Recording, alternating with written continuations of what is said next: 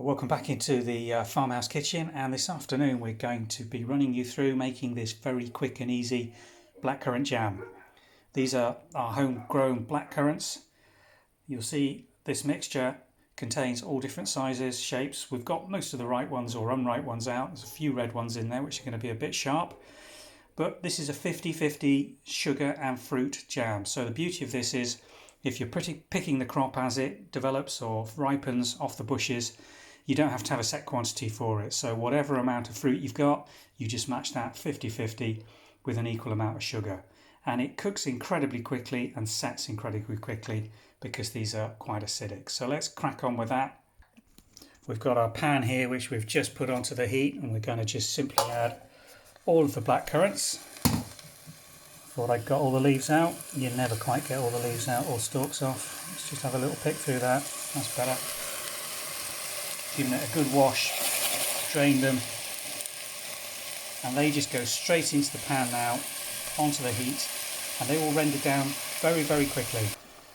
So here, these have been on the heat now for about a minute and a half. You'll see they've broken down, the fruit's coming out nicely, and we're going to add to this pan now an equal amount of sugar. This is ordinary granulated sugar.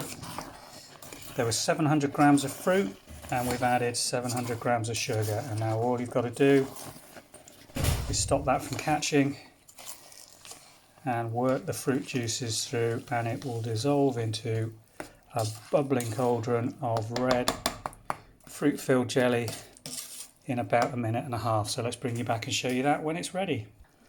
Okay, well that's taken about a minute and a half, 2 minutes. I've been stirring it intermittently to stop anything catching on the base, and you'll see that coming to a nice rolling boil now. Now this jam is going to set very, very quickly, and we're talking about 4 or 5 minutes before we've got a good set on this jam. If you overboil it, you're going to end up with a really stiff jelly that's going to be very difficult to get out of the pot and probably inedible. So you really have got to keep a close eye on this. The only thing I'm going to add to that to reduce the formation of scum on the top is a knob of butter, and that will just break the surface tension and reduce the amount of these bubbles that stick around as a scum.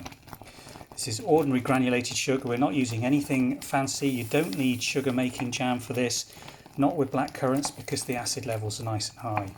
So now what we're going to do is get a plate ready so we can do some set tests on this, and in about 3-4 minutes we'll start removing a small amount and seeing if we've got a set. And each time we'll take it off the heat because this does set incredibly fast, so you don't want to leave it on the boil for another minute while you wait for the set test. So we'll show you that when we're ready. This jam's now been on a rolling boil like this for about 3 minutes. It's got a beautiful deep rich colour, starting to drop in a thick form off the spoon. So I'm going to do the first set test here. Small amount onto a plate.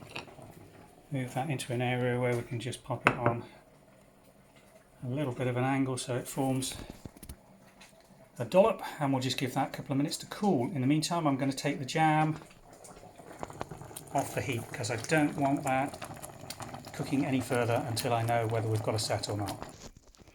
Alright, this is our first set test. It's almost skinned, but it is still quite liquidy. You can see it's probably just about there. It's just skinning up, but I think that would be very liquid if we were to bottle that now. So I'm going to boil it for a further 60 to 90 seconds, and then we'll do a second set test and see what that's like. So jam's obviously cooled a little bit while we've been doing that set test, but we've just moved it back onto the hot plate, and it will come back to the rolling boil very quickly. You'll see that butter's done its job.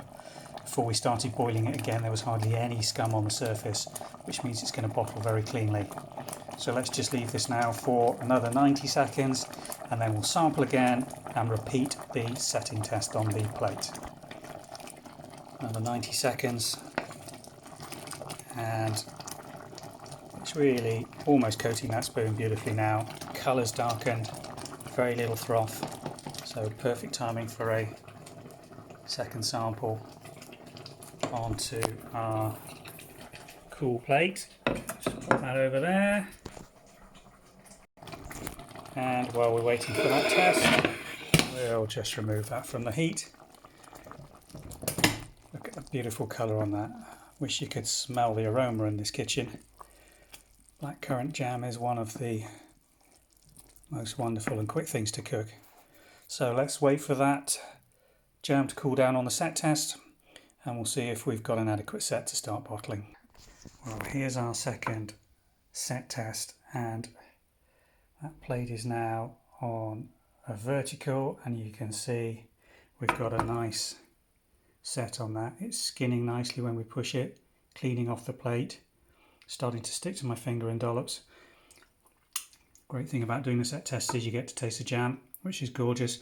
I think that's going to be a very good set. It's probably, by the time that's cool, going to be quite a rigid jelly. And if it is on the liquid side a little bit, we can always refrigerate the jam and use it cold, so it's a harder set. You can't do anything if you overboil this jam and it oversets. There's very little you can do to try and reverse that. You've lost it. So it's best to just keep it a little on the underset side rather than the overset side is my advice. Right, now, while all that has been happening, I've had my glass jars sterilising in the oven, and they are now perfectly ready to fill. Do get yourself one of these, a jam funnel, absolutely essential if you're not going to be pulling drips off the side of your jars every time you fill a bottle. Now obviously, because we're making this just with what fruit was available and ripe at the time, you're never absolutely certain how many jars you're going to fill, and obviously depends on what jars you're using. So we tend to just be on the cautious side and over sterilise a few jars. We're probably not going to fill all 4 here. Now the technique basically is, once you've got a good fill on those in a hot jar, and that is hot, is to get a lid straight on now and to tighten that, and do that while it's hot, because what will happen then, the heat from the jam will sterilise the inner side of the lid. It will heat the air within that jam jar, and what you'll see is the button on the top of here, although you can see that's moving up and down now. As the hot air cools down, it will shrink and you'll get a lovely vacuum seal on that, and this will go plop down. You'll hear them plopping down and you know that you've got a really good seal on there. I don't tend to use wax discs or anything like that on the jam because it never lasts that long, to be honest with you. But what you must do is label this with the date and the type, because once it goes into a store cupboard it all looks very much the same, and it's very nice to know when it was made and what it is. So I'm going to crack on now and fill those remaining jars, and that's blackcurrant jam for you.